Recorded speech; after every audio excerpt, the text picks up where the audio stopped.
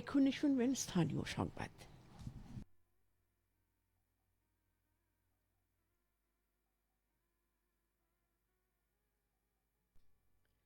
আসসালামু আলাইকুম। বাংলাদেশ বেতার রাজশাহী স্থানীয় সংবাদ পড়ছি শাহানা পারভিন। সিরাজগঞ্জে আজও বেড়েছে যমুনা নদীর পানি, একই সাথে বাড়তে শুরু করেছে চলনবিল সহ অভ্যন্তরীণ নদ নদীর পানিও। পানি বৃদ্ধির সাথে সাথে জেলার বিভিন্ন স্থানে শুরু হয়েছে নদী ভাঙন। গত ২৪ ঘণ্টায় ৩ সেন্টিমিটার বৃদ্ধি পেয়ে আজ সকালে শহররক্ষা বাঁধ পয়েন্টে বিপদসীমার ১৪৫ সেন্টিমিটার নিচ দিয়ে প্রবাহিত হচ্ছে যমুনা নদীর পানি।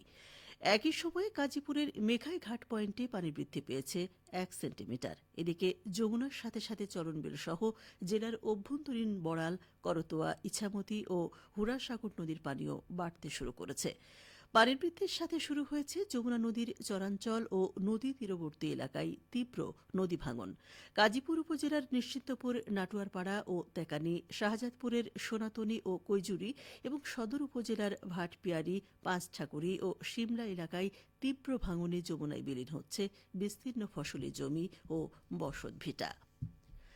বাংলাদেশের প্রথম পারমাণবিক বিদ্যুৎ স্থাপনা পাবনার রূপপুর পারমাণবিক বিদ্যুৎ কেন্দ্রের উৎপাদনের প্রস্তুতি চূড়ান্ত পর্যায়ে পৌঁছেছে।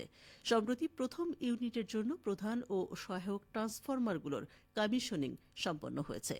গতকাল রাশিয়ার পরমাণু সংস্থা রোসাটম একটি বেসরকারি বার্তা সংস্থার মাধ্যমে এক সংবাদ বিজ্ঞপ্তি দিয়ে এ তথ্য জানিয়েছে। বিজ্ঞপ্তিতে বলা হয়, অচিরেই রূপপুর প্রকল্পে হট মিডিয়া টেস্ট সহ বেশ কিছু নিরাপত্তাজনিত পরীক্ষা নিরীক্ষা চালানো হবে। কোনো পরীক্ষার সময় বাষ্প নির্গমনের ফলে জনগণের কাছে অপ্রত্যাশিত শব্দ শোনা যাবে। এটি পরীক্ষারই অংশ এবং পূর্ব পরিকল্পিত। স্থানীয় বাসিন্দাদের জন্য এতে কোনো নিরাপত্তা ঝুঁকি নেই। পুরো প্রক্রিয়াটি নিরাপদ।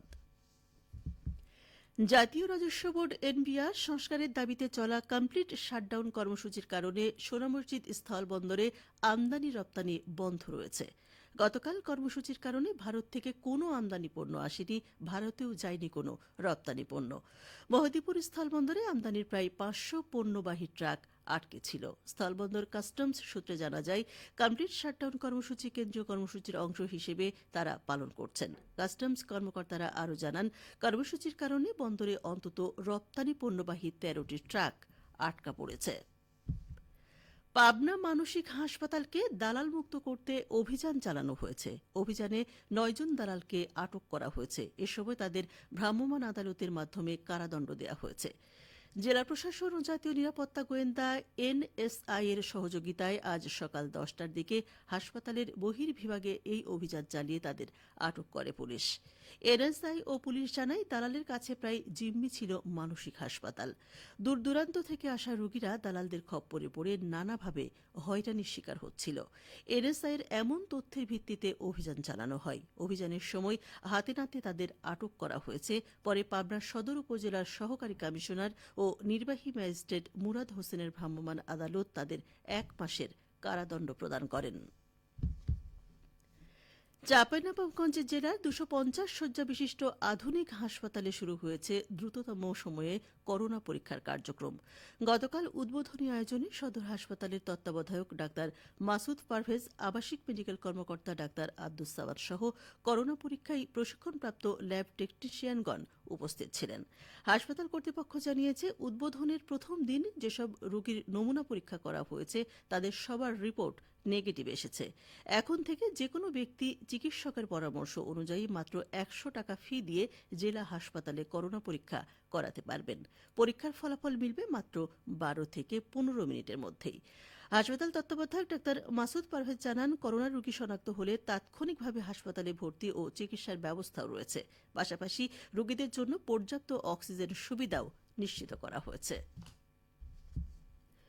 পরিকল্পিত বনায়ন করি, সবুজ বাংলাদেশ গড়ি এবং বিশুদ্ধ বাতাস চাই, সবাই মিলে গাছ লাগাই। এর প্রতিপাদ্য নিয়ে নাটোরে জাতীয় বৃক্ষরোপণ অভিযান ২০২৫ উপলক্ষে ফলদ ও বনজ গাছের চারা বিতরণ করা হয়েছে। এ উপলক্ষে আজ নাটোর জেলা আইনজীবী সমিতির আয়োজনে বিচার প্রার্থী ও সাধারণ জনগণের মাঝে ১,০০০ ফলদ ও বনজ গাছের চারা বিতরণ করা হয়েছে। কর্মসূচিতে উপস্থিত ছিলেন নাটোর জেলা আইনজীবী সমিতির সভাপতি ও পিপি অ্যাডভোকেট রুহুল আমিন তালুকদার টগর, সাধারণ সম্পাদক অ্যাডভোকেট শরীফুল হক মুক্তা সহ আইনজীবী সমিতির নেতৃবৃন্দ।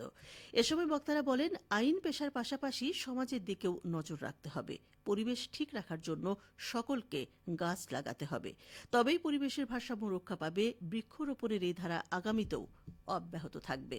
সবশেষে আবহাওয়া। আজ দুপুর 12টায় রাজশাহীতে তাপমাত্রা ছিল 33°C। এ সময় বাতাসে আপেক্ষিক আর্দ্রতার পরিমাণ ছিল 72%। রাজশাহী পার্শ্ববর্তী এলাকায় আজ সূর্যাস্ত সন্ধে 6:57। সংবাদ শেষ হলো। আমাদের পরবর্তী সংবাদ দুপুর 2:05।